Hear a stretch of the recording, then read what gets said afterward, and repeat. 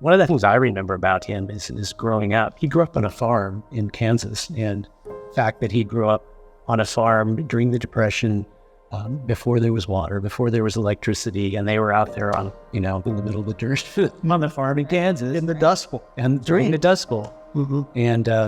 And that really made him. And he then decided he didn't want to become a farmer and was the first one to go to college. Well, some of my favorite memories of Dad was just watching him in the kitchen. And he learned that later on in life. He didn't come by that honestly, I don't think. He's always appreciated food. We know that, right? That kind of came from left field because between his two marriages, he was raising us kids and had to acquire those skills at that time. He ended up loving it. And so from that point forward in his life, he was kind of a foodie. Right. And I'd have to say Dad was a quiet man. You just always kind of wondered what was turned in his head. One of the things that stands out is when the grandchildren were born, he just stared at them. He didn't talk. He just stared at him. And he had these massive hands, and those babies were so little, and he put them in his hand. Right. Yeah. He was quiet. He was a very sort of private person, right? But when people got to know him, people always talked about how personable he was. And when Dad started becoming ill, it was amazing because he was in his 90s and he had done very well, but they decided to do some tests and find out what it was causing him trouble. A doctor came over to the house and told us at that point in time he had metastatic bone cancer. We had, I don't know if you remember, but he wanted to eat Mexican that night. So we ordered Mexican in and we sat and had a huge meal out on the patio, and he ate so much that night.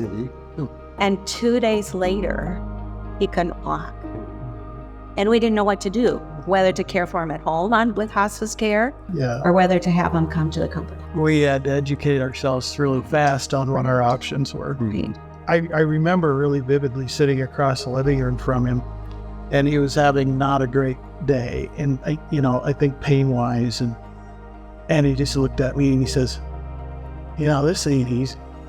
All of a sudden, we decided to have him come to the Comfort House. Thought that would be the place. The fact that it happened to be available and that there was opportunity here and room for him was very comforting to us as well. It wasn't just comforting to him. I really appreciate how willing the facility was to work with us in the situation in a very sort of personal way, to make it work for what he was going through, what we were going through. Several of his friends wanted to sing to him.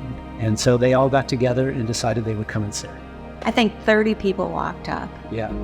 And we sang Amazing Grace. I saw him singing and mouthing those words that he sang as his solo for years.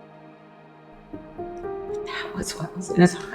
Yeah, because it was just a few days before he passed away at that point. And a great thing about the facility, we were able to wheel his bed right out onto the porch in the memory garden, and the people could stand there. But I can't think of something he would have preferred more than that.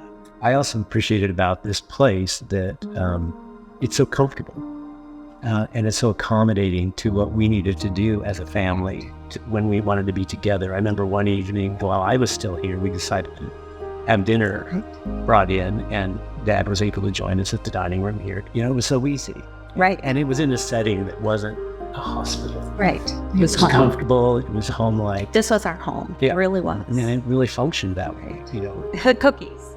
This place is known for the cookies. Staff was busy, and they said, Cindy, if you want to make the cookies, go ahead. So I made cookies, and Dad was sitting at the table, and I brought him a tray of cookies, and he just kind of looked at him and big smile. And he was a man with a huge sweet tooth. Yes.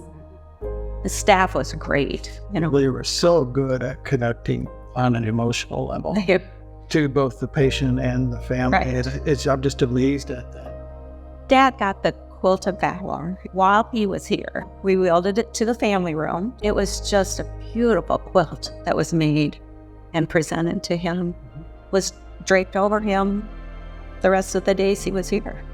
So Dad passed early in the morning, and we got the call, and so of course we all came, and it was a meaningful time as he exited the building.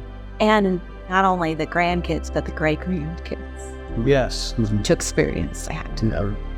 Because of being at the Comfort House, that was able to happen, to be able to share those last moments. Mm-hmm.